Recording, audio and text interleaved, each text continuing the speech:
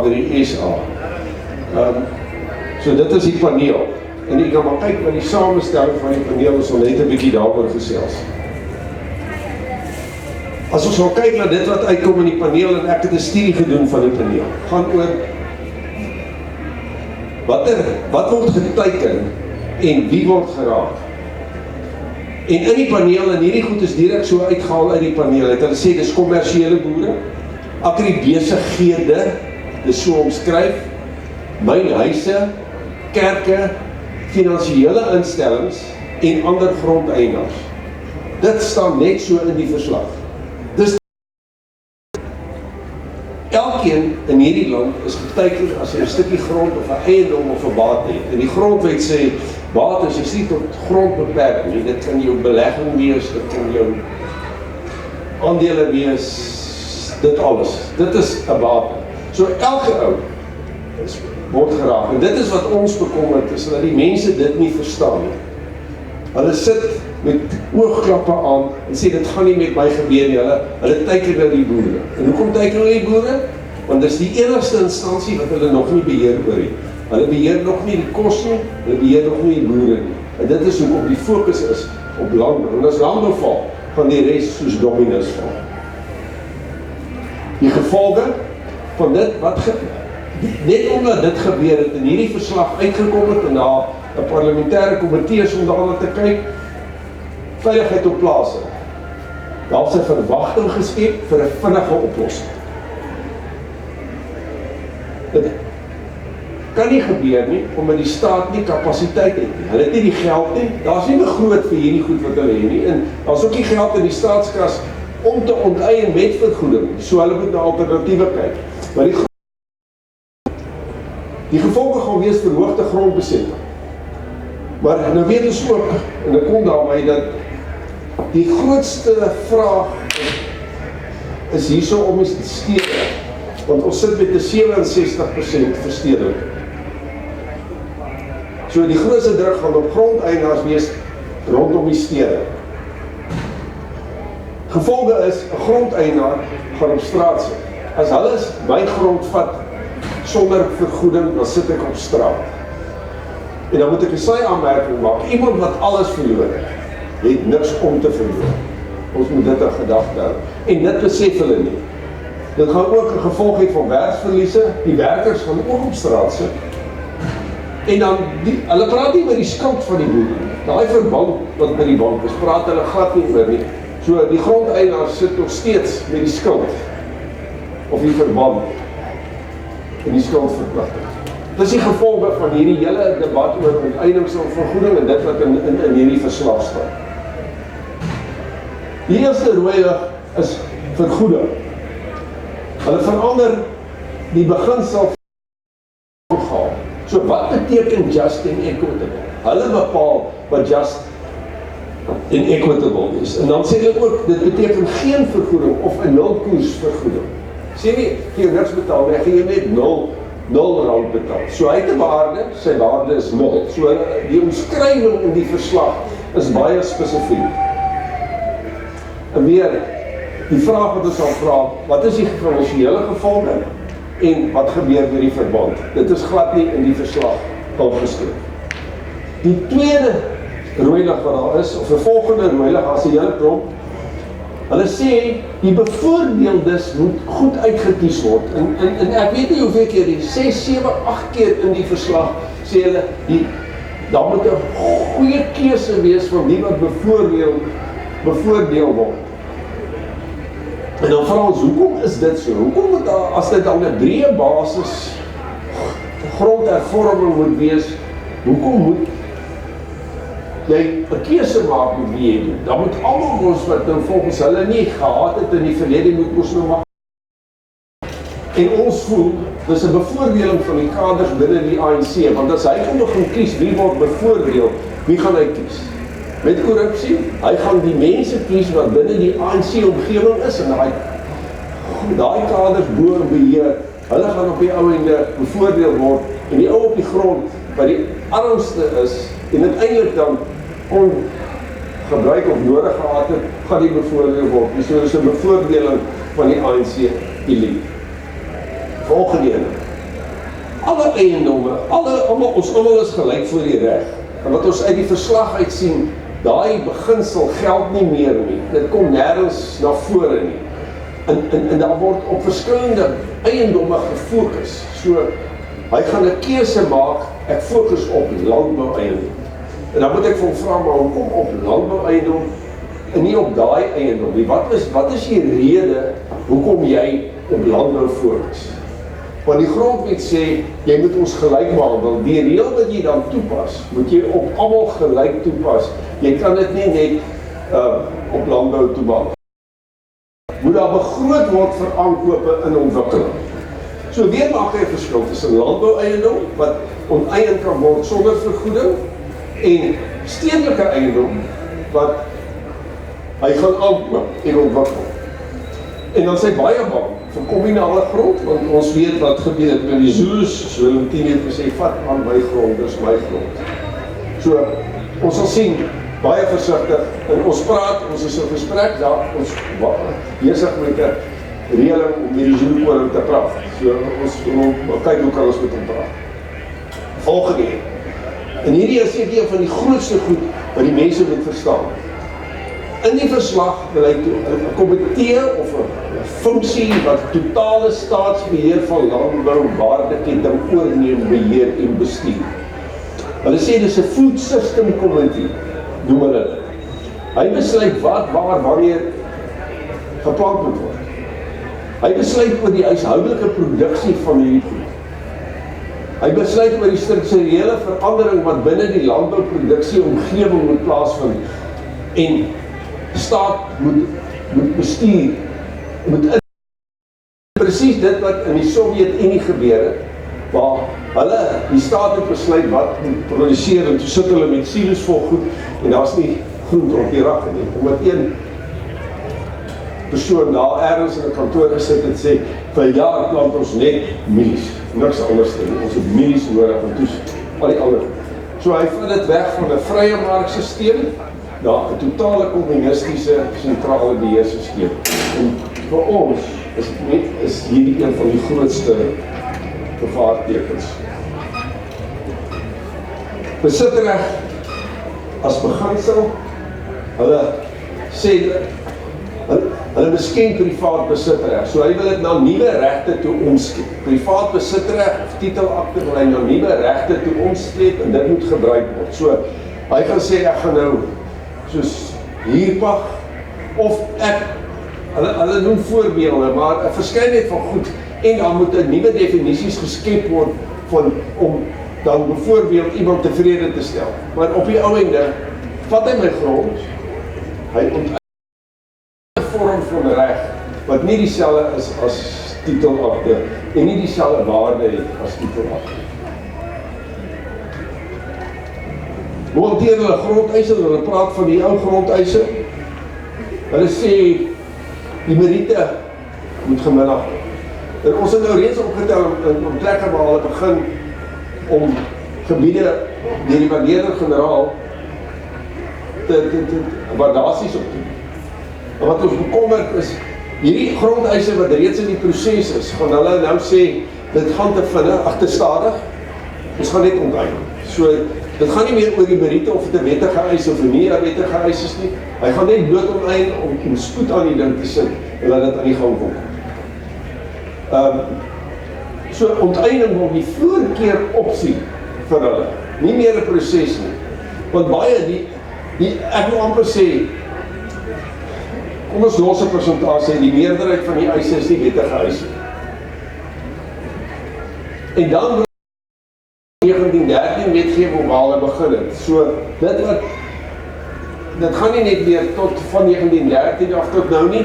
Hulle wil dit ook maak tot 1652, sodat daar 'n debat kan wees en sê, in 1652 toe Jan van Riebeeck in die Kaap gekom het, was, wat is sy naam, op die strand, en daai grond het aan hom behoort, en daarom besit die persoon wat nou op daai grond is dit onwettig.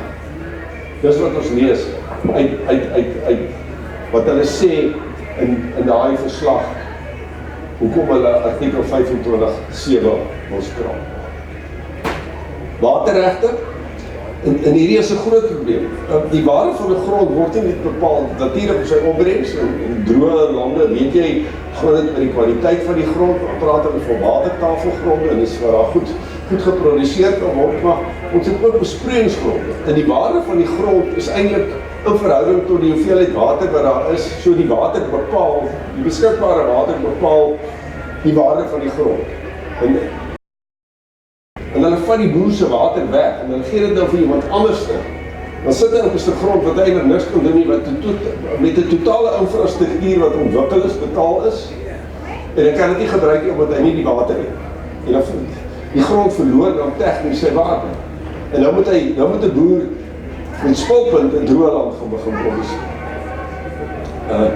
Hulle wil fokus op die bestaansboer, en ons voel dit is 'n ander manier van onteiening. So as jy my water wegvat, onteien hy tegnies ook my grond. En die besproeiing grond verloor sy waarde. En dan praat hulle van just and equitable. En sien, daar's nie 'n beskrywing wat is just and equitable. En my just and equitable is markwaarde. Sy just and equitable is 'n heel ander waarde.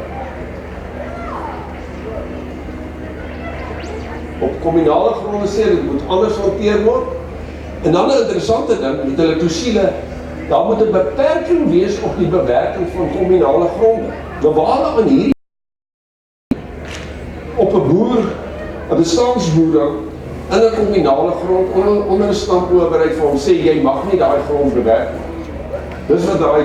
Dis wat hulle sê in hierdie verslag. So as almal gelyk is voor die reg, hoekom mag ek die grond bewerk waar ek bly en daai ene daar mag nie die grond bewerk? So dis sulke absurde argumente wat gebruik word in hierdie verslag.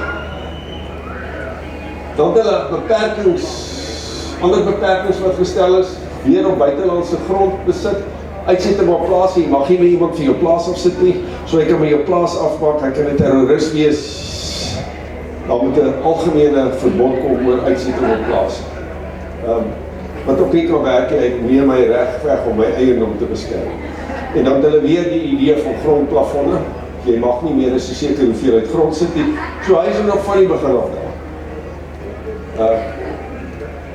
Dan bykomende verpligtinge wat op die boer gelê word. Die ene is nuwe grondbelasting. So ons is reeds binne die munisipaliteit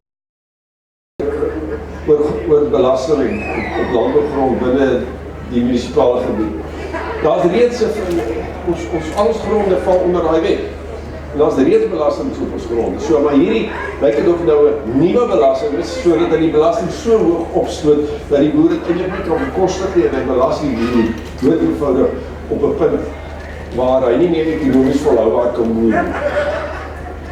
En dan sê hy ook, die grondeienaars moet hierdie prosesse finansier. So hy vat my grond, hy wil hom vat, maar ek moet ook die proses finansier. So goed in hierdie verslag maak glad nie sin. 'n kritiese vraag wat ons vra, sou hierdie paneel, indien die paneel anders saamgestel is, by dieselfde voorstel uit. Ek dink dis seker 'n kritiese vraag, hoe objektief was hierdie paneel? En ons standpunt is nee, daar's nie, ons glo nie, hy sou stel, so ons by heel anderste uitkomste uitgekom het. So die paneel is so saamgestel om ANC doelwitte daar te jaag en by hulle politieke agendas uit te kom. So dit is wat ons glo. So dit gaan oor politieke doelwitte en nie ekonomiese doelwitte. Nee, hulle het in die verslag ekonomiese doelwitte totaal geïgnoreer en glad nie daarop aandag gesien. Die gevolge van dit is glad nie aangespreek. Die gevolge wat hulle voorstel is glad nie aangespreek. Nie die ekonomiese gevolge vir die land nie, en ook nie die finansiële vermoë van die staat is aangespreek. Maar die beginsel is, dit gaan oor politieke doelwitte en agendas en nie ekonomiese doelwitte en agendas. Wat is die ekonomiese gevolge van hierdie ding? Ons praat van onekonomiese eenhede, verhongering, voedseltekorte. En dan sê ook die boere moet die grond skenk, en die kerke moet die grond skenk, en almal moet die grond skenk. So So, dis die voorstel, en ek gee vir jy, as ek gaan, dis 'n moeisame verslag om te lees en deur te werk, maar dis die goed wat daar staan. Tekortkoming in die verslag. Eenvoudig die wanvoorstelling van die geskiedenis. Dit wat daar gesê word, is so ver van die waarheid en die realiteit van grondbesit in Suid-Afrika, dat jy kom nie eens naby daar. So dat het weer die geskiedenis van grondbesit so beskryf, dat hulle argumente daarop kon baseer en dit gebruik as motivering van die besluite wat hulle neem in die voorstelle wat hulle maak in die verslag. So dis 'n ideologiese gedrewe proses. Die data wat gebruik word is glad nie geverifieer. Die data wat gebruik word is weer so gekies om hulle argumente te ondersteun. En daar is nie eintlik goeie data nie. So dit wat daar is, gebruik hulle, maar dit is hulle data, so dit inpas by hulle besluite. Hulle verontagsaam ekonomiese realiteite. Hulle het ook nie gekyk wat gaan gebeur as hulle die begin onteiening. Hulle het ook nie gekyk na die impak van klimaatsverandering en wat die realiteit daarvan is op landbou in Suid-Afrika nie. En dan het hulle ook baie ongeverifieerde swak data gebruik. As ons na die Suid-Afrikaanse realiteite kyk, verstedelike 67%. As oor 800 iets duisend plaaswerkers, dis omtrent 1,4%. So jy kan gewoon sê, hierso die res van die mense bly min of meer afgerond in tuisland. 95% van die grondhervormingsprojekte is onsuksesvol. Die realiteit is, die grootste vraag is in stedelike gebiede. Die realiteit is ook dat die eisers verkies geld bo grond. So waar daar eisers wil die geld hê, hulle sien hulle soek die geld in hulle sak. En dan, die staat het nie die finansiële vermoë of die kapasiteit om hierdie goed enigstens, of nie eens hierdie plan nie, enige plan deur te voer. Wat is die LI se standpunt? Grondhervorming is die proses om onbewerkte en onbenutte grond in staat van grondhervormingsprojekte moet in produksie kom en alle projekte moet volhoubaar ekonomies gevoer word. Bevoordeel is die titel 28 vir die grond. Dis ons standpunt. So ek gaan vergelyk hierdie definisie van grondhervorming met die staatse definisie van grondhervorming. Myne uit mekaar uit. So as jy goedsmoeds gaan sê ek ondersteun die staatse grondhervormingsprojek en jy weet nie mooi wat die staat sê nie, dan ondersteun jy dit wat besig is om te gebeur en wat die ANC dryf. So, moenie net altyd sê ek ondersteun. Jou definisie van grondhervorming wat uit jou idee mag een ding wees, maar hulle sinne is heeltemal anders. So, mens moet versigtig wees daarvan. Dan sê ons sê los die kommersiële boer. Los hom uit, hy moet nie eens deel van hierdie pakkie wees nie. Hy moet op sy plaas bly, hy moet boer, hy moet kos voorsien terwille van voedselsekering.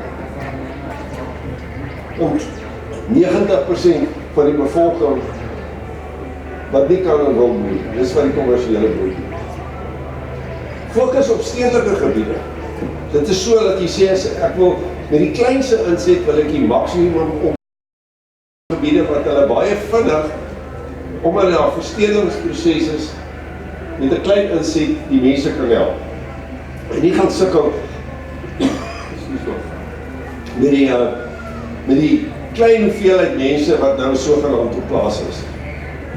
Dan onteien teen markwaarde, waarvan nie nie die ons of my koel ons nie my keelkrag is op die jammer.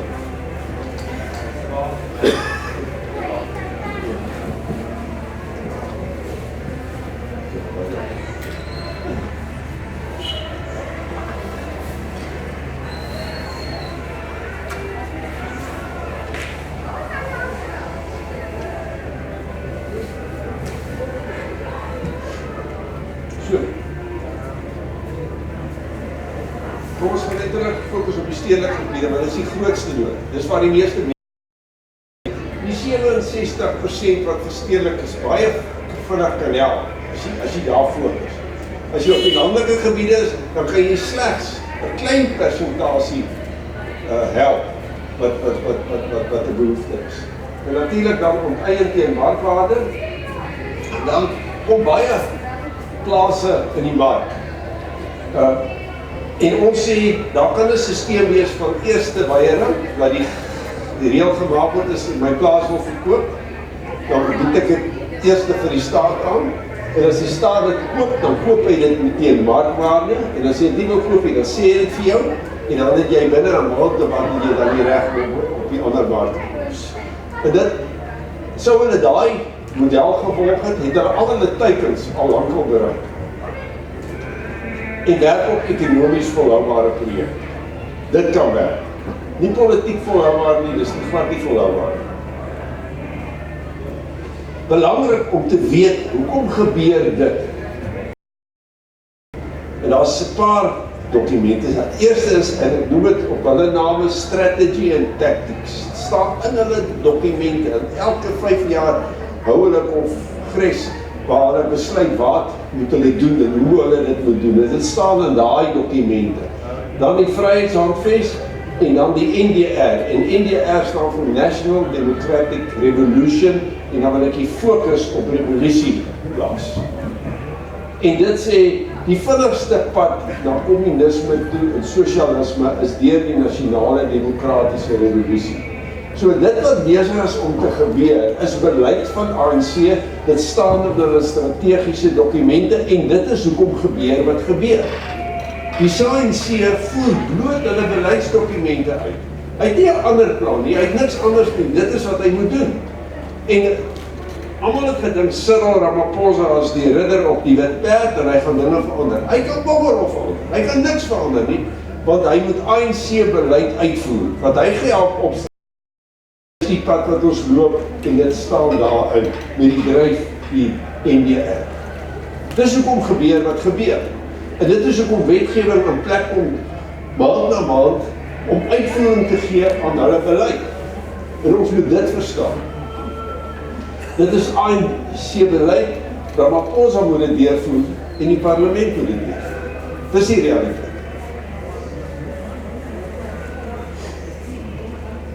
Krities is, waar laat dit elkeen van ons?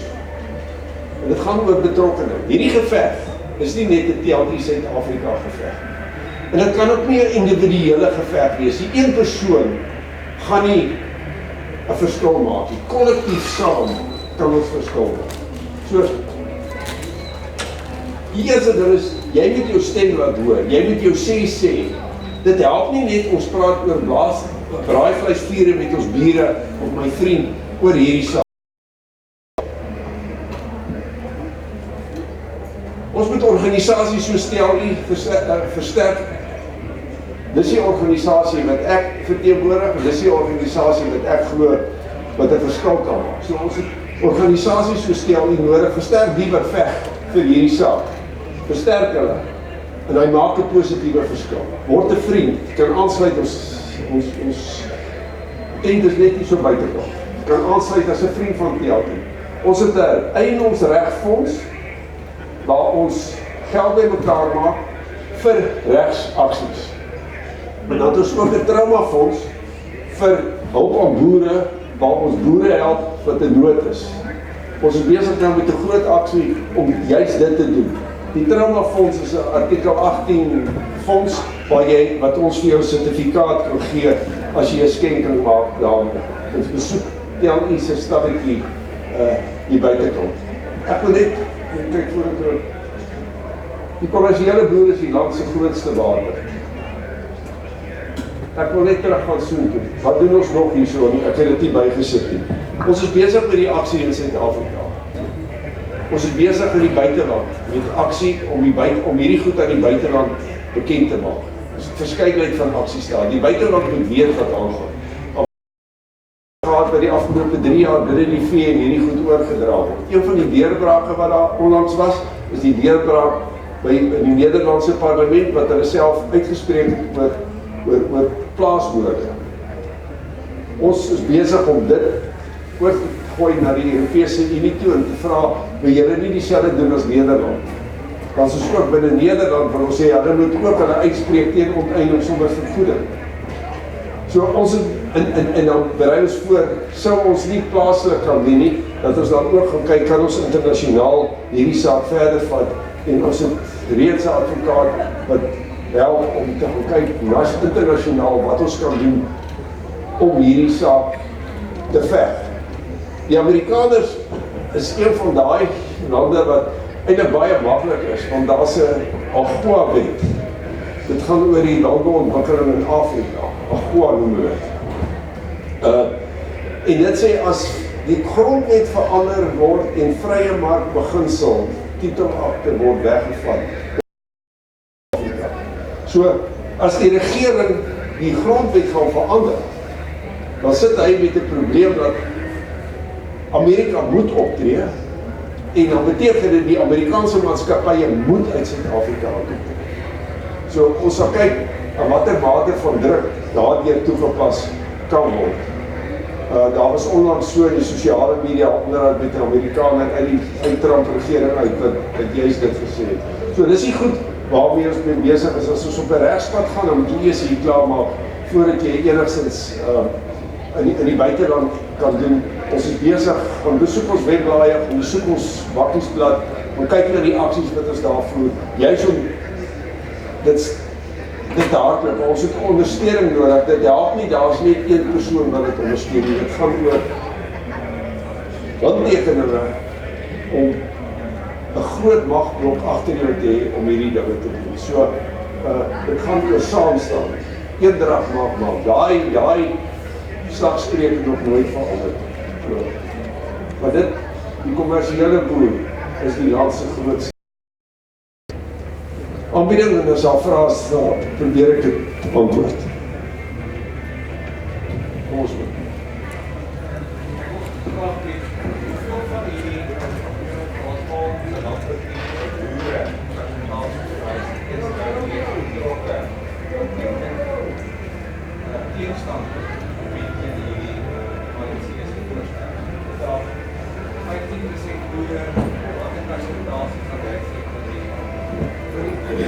Van die totale boere in Suid-Afrika, kommersiële boere en ondersteuning, wat ek sê seker, as ek 'n skatting moet maak, seker omtrent 15%. En dit is een van ons probleme. Ons boere is nie betrokke. Of hy voel, dit gaan nie met hom gebeur. Maar die realiteit van hierdie komitee wys ons almal. En die ou op die wat in die stad bly, en 'n stukkie grond het, dink dit gesê op hom. Kom ons noem dit 'n vriend van die TLI, 'n verbruikerlid, want ons kos gaan na jou tafel toe, en ons wil ook met jou kommunikeer, en ons soek ook jou ondersteuning, want as die boer weg is, gaan jy nie kos hê, en ons het ook jou stem nodig, om ons stem sterk te maak, en besonder vir hierdie eiendomsregte. So ons is besig om te werk, ons het 'n inbelsentrum, 'n bemarkingsentrum, so gaan besoek 'n bietjie ons webblad en kyk wat daar gaan. Ons moet meer mense op die water hê. Die mense sê, dis nie 'n probleem, en hulle los dit. TLI sê, dis een van die grootste bedreigings in hierdie land wat nog ooit gebeur het. En jy kry, wat is dit? Engels noem het 'n tipping point. As hy oor daai ding gaan, kan jy nie weer stop nie, dan gaan hy val. En onlangs het iemand vir ons gesê, ons is reeds verby daai kant. So, maar ons veg aan. Ons kyk, daar is verskeidenheid van goed. So, hou ons maar dop. Ons probeer. Want ons slaap. Ek dink ons kan as ons saam staan. Nog vraag.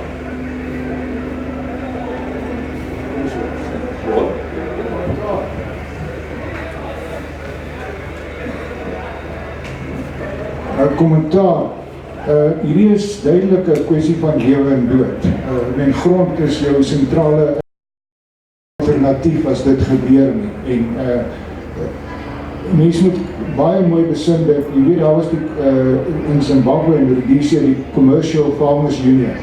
En hulle het onderhandel tot hulle niks gehad het nie. So ergens moet mense standpunt inneem, en dit is 'n kwessie van lewe en dood.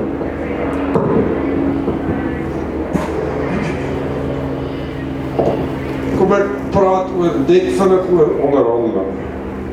Ons het nie 'n mandaat van ons lede om te onderhandel oor sy bate.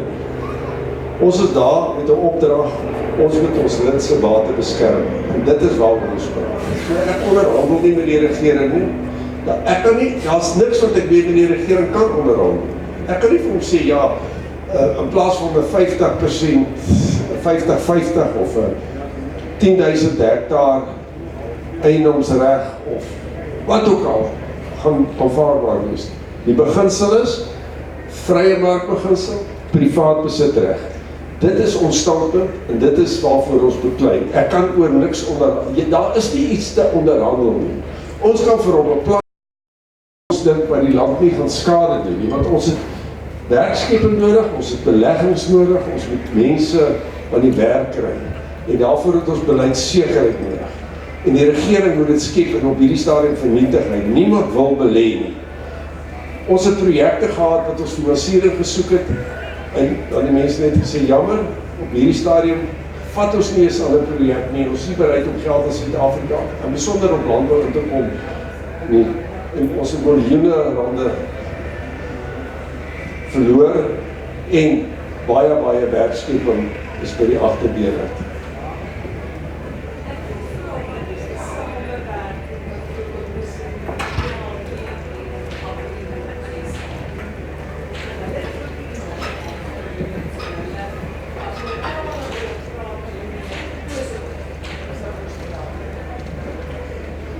Ek moet nou versigtig wees.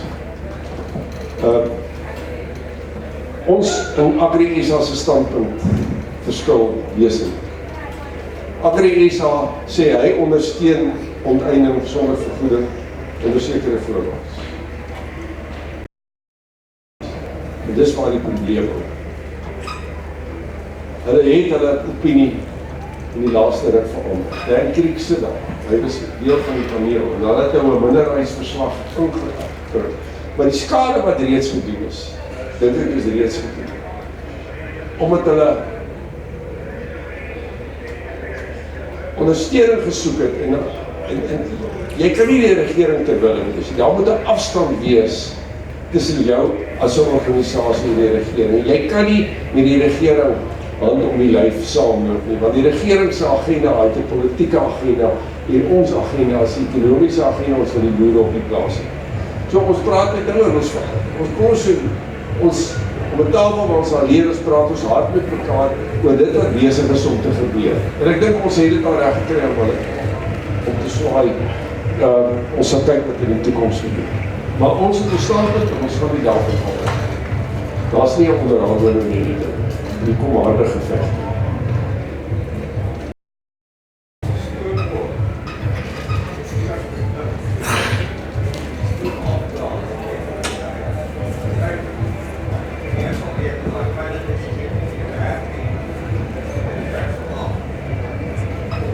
Maar die veiligheidsklep is die massas wat grond gaan beset en die maand. En die regering moet daarna kyk en hy dink dit gaan die probleem oplos. Dis ons opinie. Hy het verwagting geskep en hoe gaan daai pot, daai ou gaan op grond kom, dan gaan die regering hom afsit. Ek dink nie hy gaan hom afsit. Hier het ons nou in Johannesburg die regering die pad gevat en die klomp daarso op hulle afstorm. So, hoe gaan hulle hierdie ding hanteer? As daar klomp mense op grond sit. En ek bly hier op Kalinin en ek ry hierdie pad van Kalinin af na Pretoria toe by Babiaalspoort, gevangenis verby teen Mamelodi. Weet, daar gaan nie 'n week op en dan sê jy hierso pop 'n klomp mense uit wat wees en ons sal gesukkel om hulle af te kry en dan staan die polisie daar, môre is hulle weer daar en dan nag is hulle weer daar. So gaan dit aan. So as daar nie 'n hulp van die regering is nie. En daar gaan nou 'n probleem is met grondbesit. Maar wanneer gebeur dit wat met die Arabiese lente gebeur het, waar al nie meer kos is nie. Want hy het een ouetjie om aan die brand steek, omdat die mense nie meer sy kos wil koop nie, en hy kon nie meer koop nie, omdat dit te duur was. Ons is op pad na dit. En daar gaan grond niks help. Daarom moet die regering seker maak, daar moet kos wees. So kos is die stabiliteit, en dit is in die boere se hande, en die regering hou nie daarvan. Ja. Dankie vir wat deelgeneem het. Welkom met ons te gepraat hier langsom, Wannie, dankie vir jou. Ons sê baie dankie aan Meintjes en ek dink is insiggewend. Ek kan maar net sê, ek was al op die vorige rondes met die groenskrifte gewees en presies hierdie selfde goed wat nou gepraat is, het ons oor geargumenteer. Ons het hulle in vlamme afgeskiet, ons het konsensus gehad met die mense en toe hulle verslag uitbring, het so 'n verslag uitgebring. En hulle is nog weer met dit. Hulle gaan nie stop nie, hulle gaan op hulle paadjie aan, ons sal hulle moet beklim. Maar dan dink ek ook wat, ek dink hulle sê, dis Einstein wat gesê het, as jy oor en oor dieselfde ding doen, en die toppunt van onnozelheid is om oor en oor dieselfde ding te doen, en 'n ander uitkoms te verwag. Ons het nuwe planne nodig, ons het nuwe inisiatiewe nodig. Baie dankie vir wat hier was. Ja, baie dankie. Ek is hier langsaam, kan by ons stadiekie was die hele middag daar gestaan.